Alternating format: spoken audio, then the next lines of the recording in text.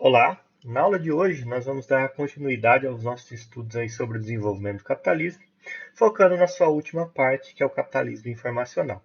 Hoje, especificamente, a gente vai falar da doutrina econômica dessa fase, que é o chamado neoliberalismo. Então, vamos para a aula.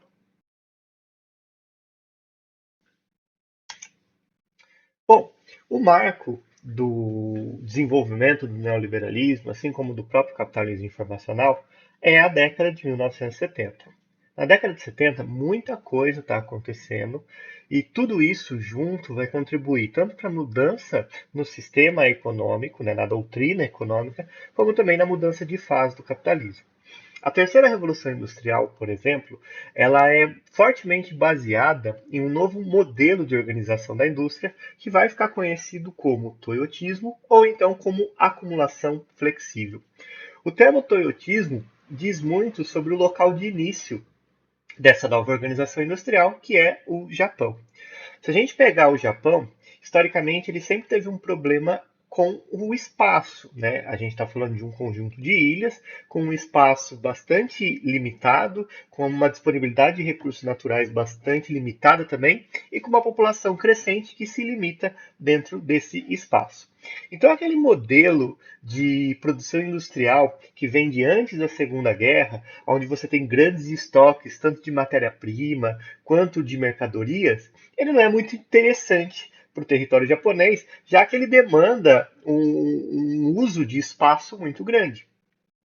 Então, em função disso, em função da escassez de mão de obra depois da Segunda Guerra, em função de todos os problemas, é que o Japão vai acabar revolucionando o sistema de organização produtiva através do chamado Toyotismo, que foi inaugurado aí pelo Edo Toyota, se eu não me engano, o nome correto, e nas suas fábricas automobilísticas, né? Por isso o nome. O Toyotismo ele consiste na ideia da produção just in time. Que seria isso? Você produzir sem estoque, você produzir com base na sua demanda. Então você sabe mais ou menos quanto é a sua demanda, você produz exatamente o que você precisa para atendê-la. Você não trabalha com estoques, nem com estoque de matéria-prima, nem com estoque dos seus produtos. Para que isso funcione, a produção ela tem que ser extremamente eficiente. Por isso, ela vai utilizar e muito todo o processo de mecanização e automação, que a gente vê bastante presente nas indústrias japonesas nesse momento e que depois vão começar a se espalhar para as outras grandes indústrias do capitalismo. Nesse modelo de produção, a mão de obra ela passa a ser muito mais qualificada, já que um trabalhador ele não é responsável só por uma etapa da produção. Geralmente a gente tem grupos de trabalho que dominam toda uma parte do processo produtivo, de modo a torná-lo mais eficiente, né? De modo a você usar os recursos de maneira mais racional. Então a ideia é produzir mais usando menos e na maior velocidade possível. Então é isso que a gente chama de acumulação flexível e isso vai mudar bastante a organização dos espaços dentro do capitalismo, já que agora o sistema logístico ele tem que funcionar muito bem. Né? Se eu não trabalho com estoque, se eu vou trazer minha mercadoria, minha matéria-prima de longe, isso tem que ser feito da forma mais eficiente possível. Então eu preciso de meios de transporte que também sejam eficientes, de trens, de navios, e isso a gente vai ver bem presente dentro da civilização japonesa. Né? Os trens lá, por exemplo, são um exemplo de logística que funciona e funciona de forma muito, extremamente eficiente. Então, esse acaba sendo um dos marcos que a gente tem para a ascensão aí do neoliberalismo.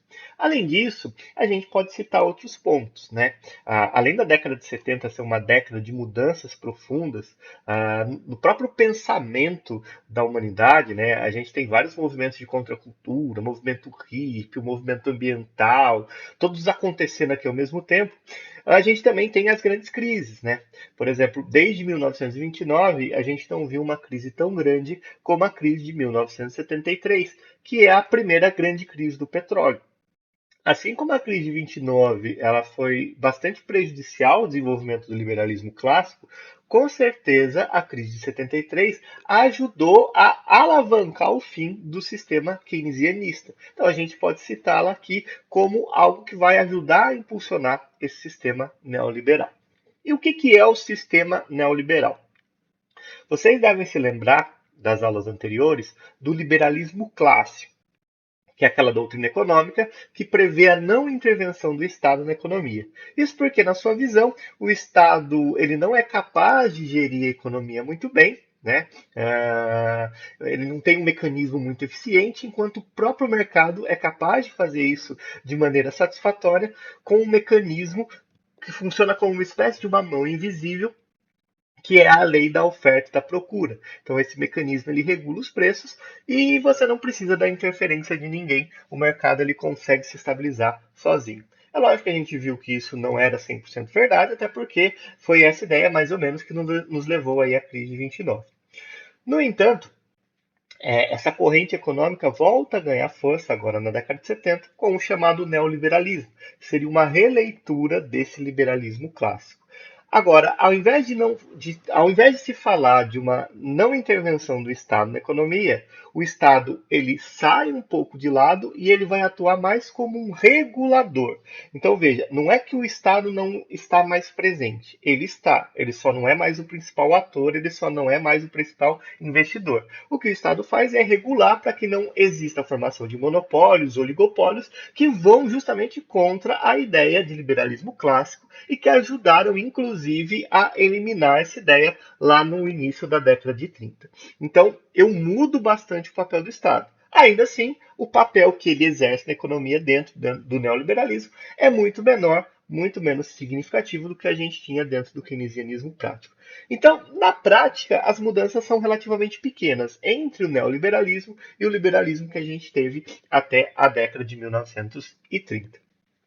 Esse neoliberalismo, então, ele começa a ganhar bastante força na década de 70 e, sobretudo, no início da década de 80, a gente vai ver ele se propagar por quase todos os grandes países desenvolvidos.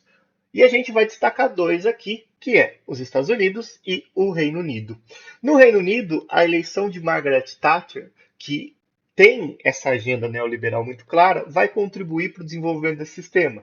Da mesma forma que nos Estados Unidos, com a eleição do Ronald Reagan.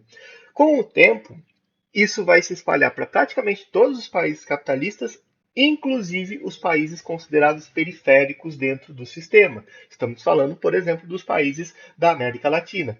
E o marco desse avanço do neoliberalismo como doutrina econômica para esses países mais pobres é justamente em 1989, com o chamado Consenso de Washington.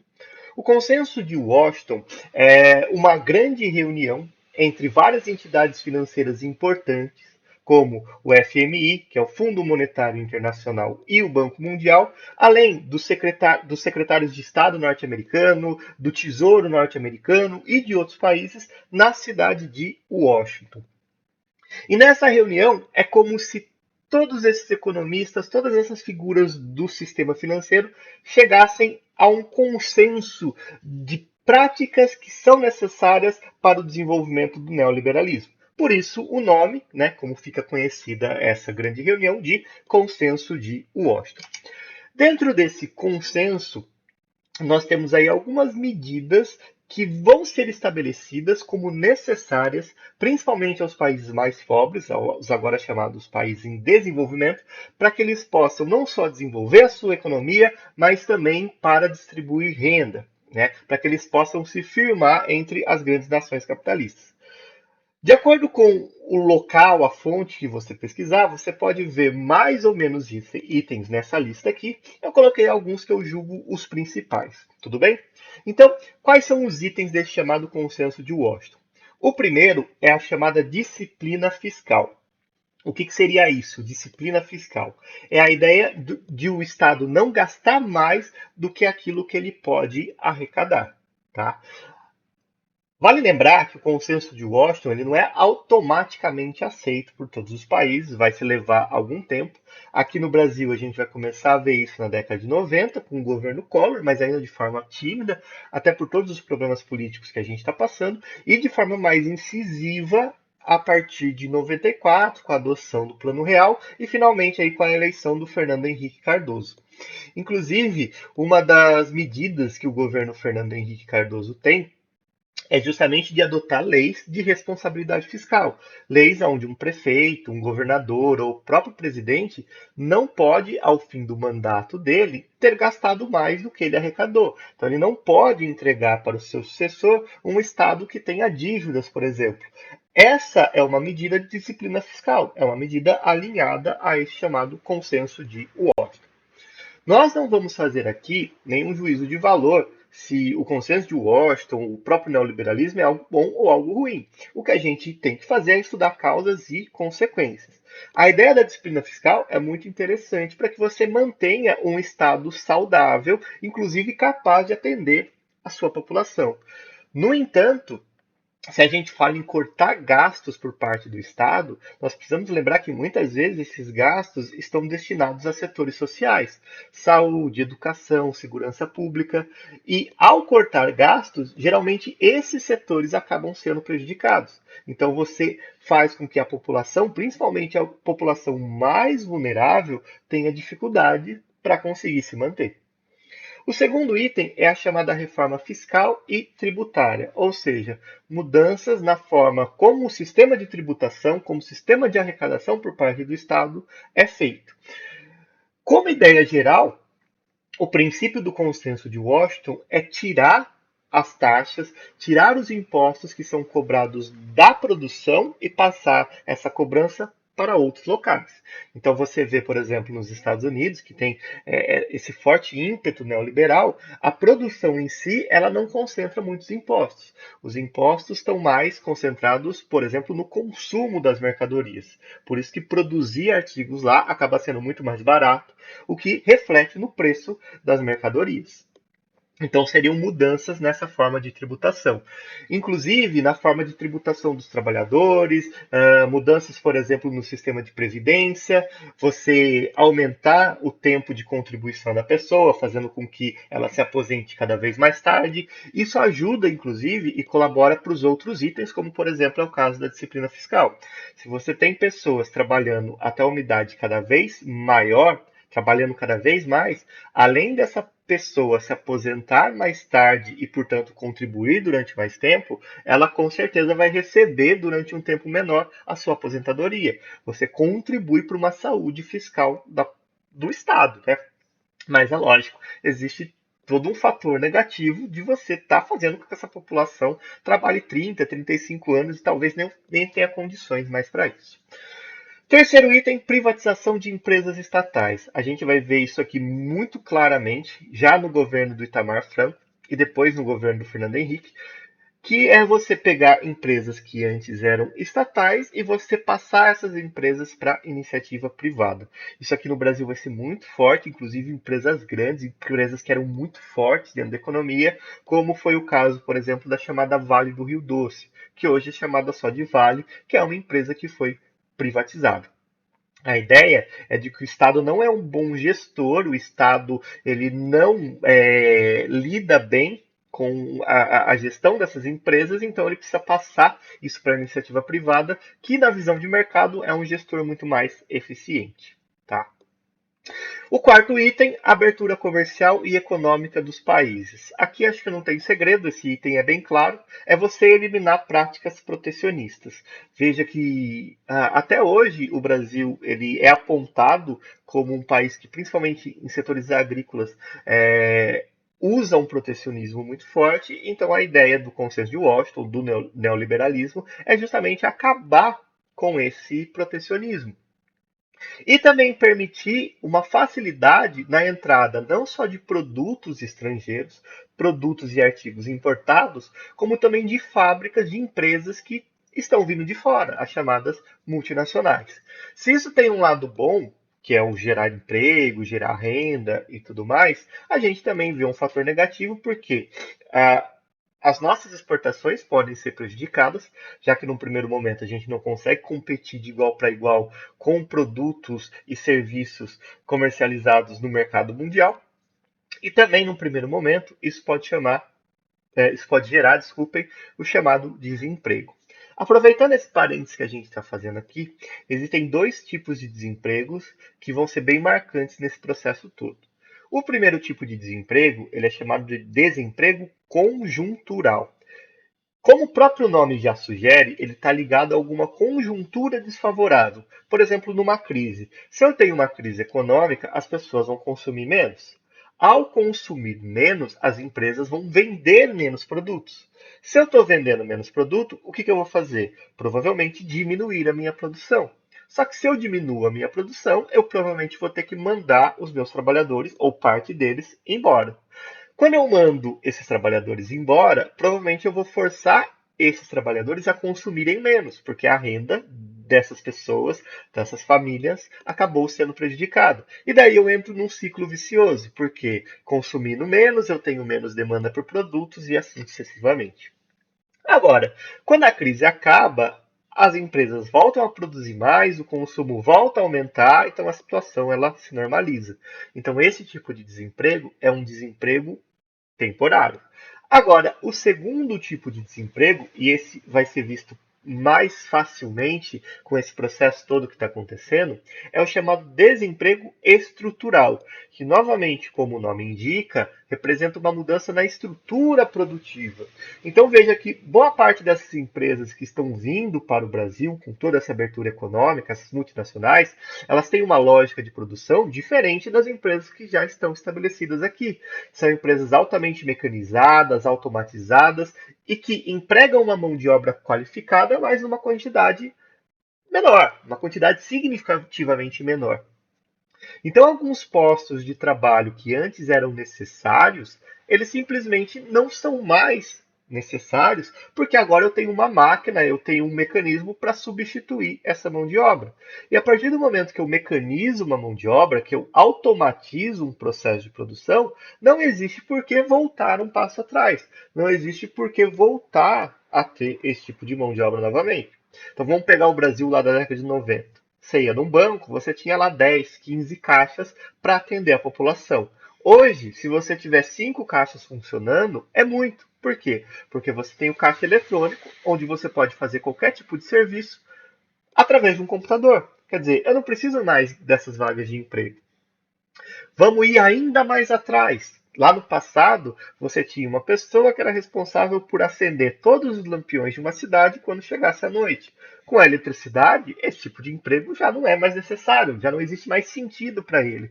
Então, esse é um tipo de desemprego que a gente chama de estrutural. E o neoliberalismo ele cria esse tipo de desemprego.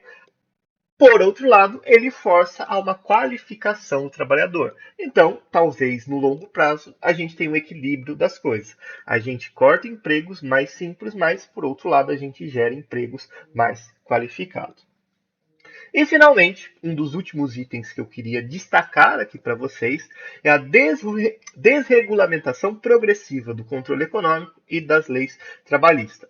Ou seja, não só desregulamentar o papel do Estado na economia, como também desregulamentar algumas leis trabalhistas que, na visão das grandes empresas capitalistas, atrapalham o processo produtivo, dão muito poder aos sindicatos e, principalmente, forçam os salários para cima.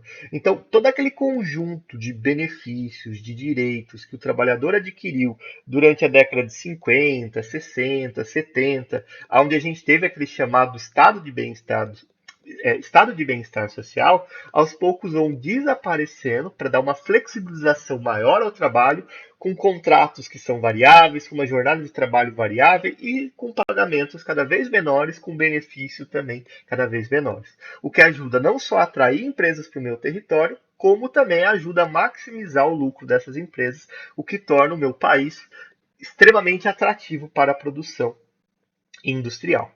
Então, de forma resumida, são esses elementos aqui que contribuem para o chamado consenso de Washington.